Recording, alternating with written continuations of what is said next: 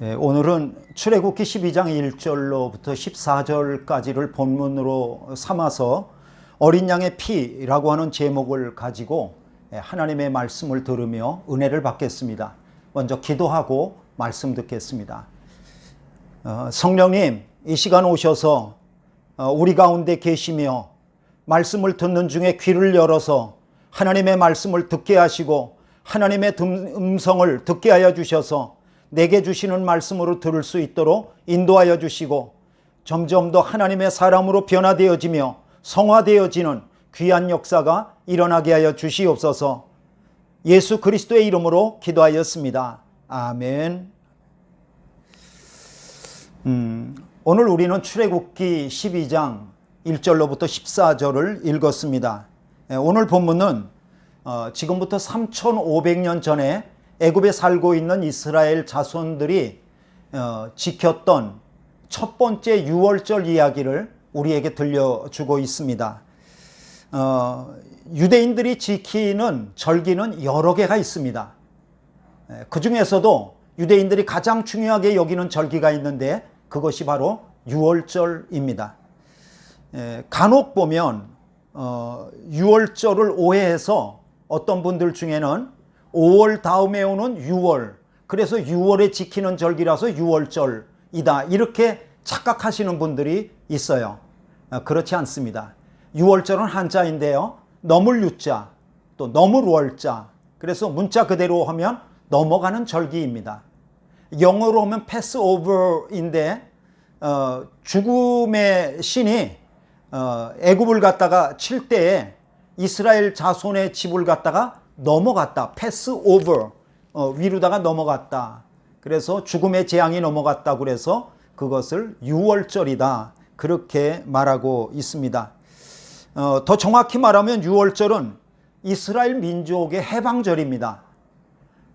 이스라엘 자손이 애굽에서 430년 동안 노예로 묶여서 살다가 하나님께서 모세와 아론을 보내셔서 이스라엘 자손을 애굽인의 손에서 건져내시는 그러한 절기가 바로 유월절입니다. 그래서 유월절은 이스라엘 민족 해방절입니다.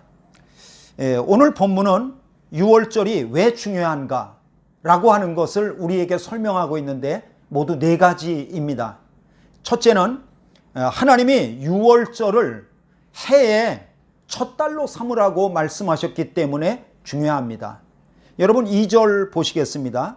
이 달을 너희에게 달의 시작, 곧 해의 무슨 달이 되게 하고요? 첫 달이 되게 하고. 여러분 당시에 이스라엘 자손이 애굽에서 쓰는 애굽 달력이 있었을 거예요. 그런데 하나님은 애굽의 달력을 무시해버리고 6월절부터 1월로 삼아서 다시 시작하라는 거예요. 새롭게 시작하라는 거예요. 이런 것을 봤을 때 6월절이 정말 중요하구나 라고 하는 것을 알게 되죠. 그 다음에 이제 두 번째는 하나님이 유월절을 기념해서 지키는데 영원히 기념해 지키라고 말씀하셨기 때문에 중요합니다. 여러분 14절 보시겠습니다. 너희는 이 날을 기념하여 여호와의 절기를 삼아 영원한 규례로 대대로 지킬지니라, 그렇게 말씀했습니다. 그러니까 유월절은 한 번만 지키고 끝나는 행사가 아닙니다. 1년 이 동안에 이 유월절을 지키는데 영원히 지키고 또 대대로 지켜야 한다고 하나님이 말씀하셨습니다. 그래서 유월절이 중요하다. 그리고 세 번째는 하나님께서 이스라엘 자손에게 유월절을 어떻게 지켜야 될지를 설명하시는데 그 설명을 읽어보면 대충 설명하시는 게 아니라 아주 꼼꼼하게, 아주 자세하게, 세밀하게 그렇게 설명하시고 있는 걸 봐요. 그렇게 설명을 자세하게 하는 것을 볼 때 유월절이 중요하다. 여러분 한 절씩 한번 보겠습니다. 3절 보세요.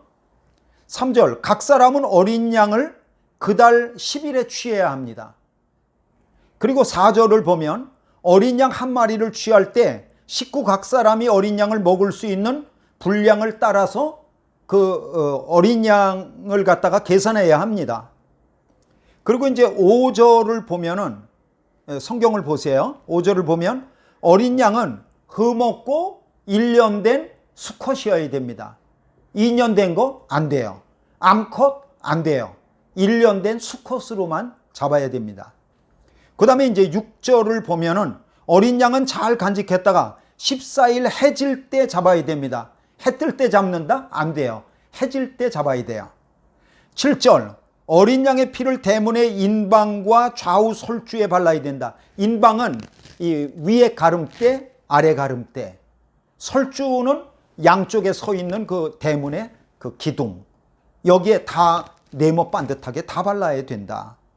그 다음에 이제 8절 보면은 어린 양 고기는 불에 구워 먹어야 하고 쓴 나물과 함께 먹습니다.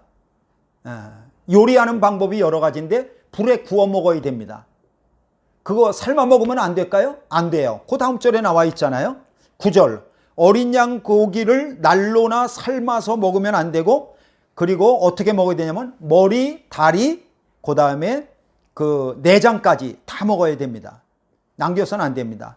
10절입니다. 어린 양 고기는 다음날 아침까지 남겨두어서는 안 됩니다. 여러분 또 11절 보세요. 고기 먹을 때는 어떤 식으로 먹어야 되냐 그러면은 허리띠를 띠고 신발 신고 지팡이를 갖다가 잡고, 그러니까 이게 뭐 맛으로 먹는 게 아니에요. 그거 기념으로 먹고 빨리 이제 탈출해야 되니까 말이죠. 이 오늘 14절까지 읽었는데요. 14절 이후에도 하나님께서 유월절 규례에 대해서 하여야 될 것과 하지 말아야 될 것을 계속해서 또 말씀하시고 있는 것을 봐요. 이렇게 하나님께서 유월절 규례에 대해서 아주 상세하게 설명한 것을 볼 때 유월절이 중요하다. 하나님께서 이렇게 세밀하게 설명하는 것을 보면서 혹 이렇게 생각하시는 분이 있을지 모르겠어요. 하나님 너무하시다. 하나님은 이스라엘 백성을 유치원생으로 생각하시는가? 아니 하나님 너무 시시콜콜 그렇게 설명하신다. 이렇게 말할지도 모르겠어요. 그렇지 않습니다. 하나님은요 사람을 너무나 잘하세요. 아니 너무가 아니고 매우 잘하세요. 하나님이 자세하게 설명해 주시지 않잖아요.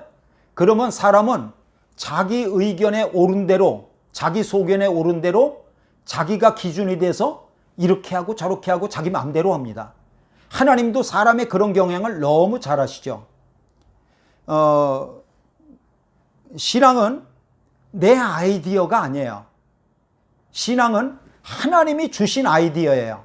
그렇기 때문에 하나님께서 우리에게 자세하게 설명해 주시고 말씀하시면 이거 하나님께서 이렇게 자세하게 말씀하실 땐 이게 아주 중요해서 그런가 보다. 이렇게 생각하고 그걸 경청하고 받아들이고 그것을 지키는 것이 그게 믿음입니다. 그렇게 하시길 바랍니다. 그 다음에 네 번째는 유월절이 중요한 이유는 유월절을 어떻게 지키느냐 안 지키느냐에 따라서 이스라엘 자손이 사느냐 죽느냐의 문제가 달려있기 때문에 중요합니다. 여러분 12절과 13절입니다. 한번 같이 읽어볼까요? 12절 13절 시작. 내가 그 밤에 애굽 땅에 두루 다니며 사람이나 짐승을 막론하고 애굽 땅에 있는 모든 처음 난 것을 다 치고 애굽의 모든 신을 내가 심판하리라. 나는 여호와라. 내가 애굽 땅을 칠 때 그 피가 너희가 사는 집에 있어서 너희를 위하여 표적이 될지라. 내가 피를 볼 때에 너희를 넘어가리니 재앙이 너희에게 내려 멸하지 아니하리라. 말씀하셨어요. 하나님은 유월절 밤에 애굽 땅에 두루 다니면서 사람이나 짐승을 막론하고 처음 난 것을 모두 다 죽이실 거예요. 그런데요, 그 모든 것을 죽이시는 중에도 이스라엘 자손이 살 수 있는 길을 열어주셨어요. 그게 뭐죠? 여기는 이스라엘 자손의 집입니다 라고 표시를 해두면 돼요. 어떻게 표시하죠? 어린 양의 피를 갖다가 그 대문에다가 솔주와 인방 아래 위로다가 모두 이렇게 발라놓기만 하면 돼요.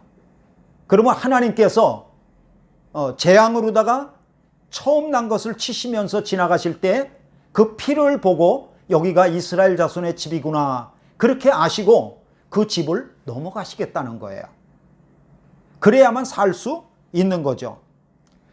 그러므로 이 유월절이라고 하는 것은 애굽에 살고 있는 이스라엘 자손이 애굽을 탈출하는 무슨 이벤트라든지 프로그램 이런 정도가 아니에요.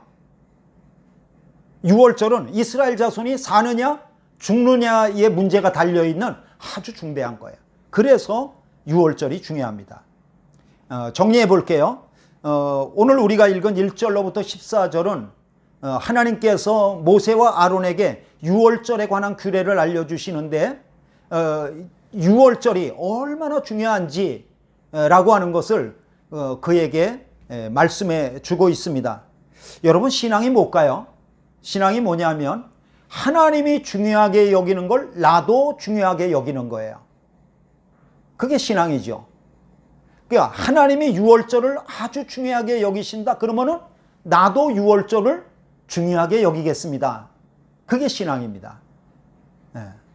뭐 이렇게 자세하게 써놓으셨나? 아우, 요즘 뭐 나는 양 안 잡는데 그렇게 해갖고는 안 돼요. 이거를 자세하게 보고 그래야 돼요. 모쪼록 여러분도 말씀을 듣는 중에 유월절을 중요하게 여기는 그런 믿음이 있으시기를 바랍니다. 여러분, 예수님도 유월절을 중요하게 여기셨습니다. 예수님은 3년 동안 갈릴리에서 사역하셨어요.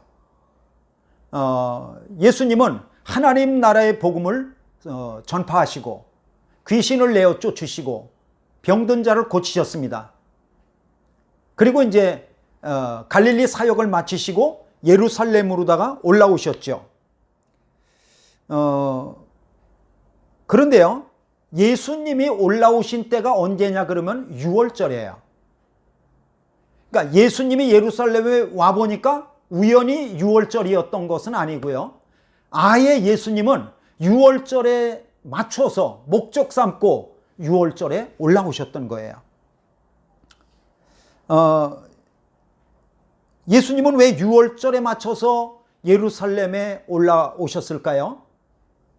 예수님은 저와 여러분의 모든 죄를 대속하기 위해서 십자가에 달려 죽으실 어린 양이시기 때문에 그렇습니다. 믿으시길 바랍니다. 예수님은 유월절 식사를 하는 자리에서 제자들에게 이런 말씀을 하셨어요. 여러분, 누가복음 22장 15절인데요. 이르시되 내가 고난을 받기 전에 너희와 함께 이 유월절 먹기를 원하고 원하였노라. 예수님이 제자들과 함께 유월절 먹기를 원하고 원하셨대요. 사실은 예수님이 이렇게 간절히 원하지 않아도 유월절에 유대인들은 다 유월절 식사를 당연하게 합니다. 그게 보통 일이에요. 그럼에도 불구하고 예수님은 제자들과 함께 이번 유월절은 정말 제자들과 함께 먹기를 원하고 원하셨대요. 여러분, 여기 원했다라고 하는 단어는 갑자기 원하는 마음이 들었다 그런 뜻이 아니고요. 문법적으로 오랫동안 그것을 원해서 기다리고 간절히 원했다는 그런 뜻을 가지고 있는 단어예요. 원했다는 거예요. 여러분, 예수님은 왜 이번 유월절에 제자들과 함께 유월절 식사를 그렇게 하기를 간절히 기다리면서 원하셨을까요? 물론 예수님께서 이번 유월절을 끝으로 마지막 식사를 마지막으로 더 이상 제자들과 함께 하지 못하게 되죠. 왜냐하면 예수님은 그 다음날 십자가에 달려 죽으시니까요. 마지막 식사이기 때문에 간절히 원하셨던 것도 있죠. 그러나 예수님이 유월절을 제자들과 함께 먹으려고 했었던 진정한 이유는 따로 있습니다. 그것은 뭐냐 하면 예수님의 십자가 사건이 바로 참된 유월절이라는 것을 제자들에게 알려주기를 원하셨어요. 그래서 예수님이 십자가를 앞둔 이 유월절을 제자들과 함께 식사하려고 원하고 원하며 간절히 기다리고 마음에 소원하셨다는 것을 우리에게 말씀하고 있습니다. 여러분, 예수님은 떡을 떼어 제자들에게 주시며 말씀하셨습니다. 이거는 너희를 위해서 주는 내 몸이다 말씀하셨습니다. 그리고 또 예수님은 잔을 돌리시면서 말씀하셨습니다. 이 잔은 내 피, 예수님의 피로 세우는 새 언약이니 곧 너희를 위해 붓는 것이라 라고 말씀해 주셨습니다.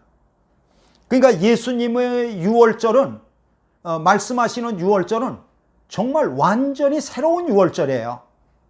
이것은 지금부터 3,500년 전 애굽에 살고 있는 이스라엘 자손이 지켰던 그 유월절이 아닙니다. 전혀 다른 유월절이에요. 3,500년 전에 이스라엘 자손이 지켰던 유월절은 어린 양을 잡아야 됩니다. 그리고 그 피를 대문에다가 발라야 됩니다. 그런데 예수님이 말씀하시는 유월절은 예수님의 몸이 찢겨지셔야 되고 예수님의 찢겨진 몸에서 피가 나와야 되고 그리고 예수님의 살과 피를 기념하라고 예수님이 말씀하신 거예요. 이거는 완전히 새로운 유월절이죠. 여러분 이것을 깨달으시길 바랍니다. 예수님의 죽음은 단순한 죽음이나 우연한 죽음이 아닙니다. 예수님의 죽음은 이 세상 가운데에서 어둠의 영에게 사로잡힌 종된 백성을 탈출시키는 그러한 죽음입니다. 그래서 이 누가복음을 읽어보게 되어지면은 예수님의 십자가 죽음을 그냥 죽음이라고 그러지 않고 어떤 단어를 써서 표현했냐 그러면 별세라고 하는 말을 쓰셨어요. 별세. 여러분 그 누가복음 9장 31절을 보면 이런 말씀이 나와요. 영광 중에 나타나서 장차 예수께서 예루살렘에서 별세하실 것을 말할세. 여러분 예수님이 변화산에 올라가셨잖아요. 제자들이 보는 가운데 예수님의 몸이 변형되어지고 모세와 엘리야와 더불어서 이야기를 하시는데 어떤 이야기를 하셨냐 그러면 예수님이 예루살렘에 올라가셔서 고난받고 별세하실 것을 말씀하셨대요. 여러분 이때 별세라고 하는 그 단어가 쓰여진 그 헬라어가 뭐냐면 엑소더스예요. 엑소더스가 무슨 뜻이냐면 대탈출이라는 거죠.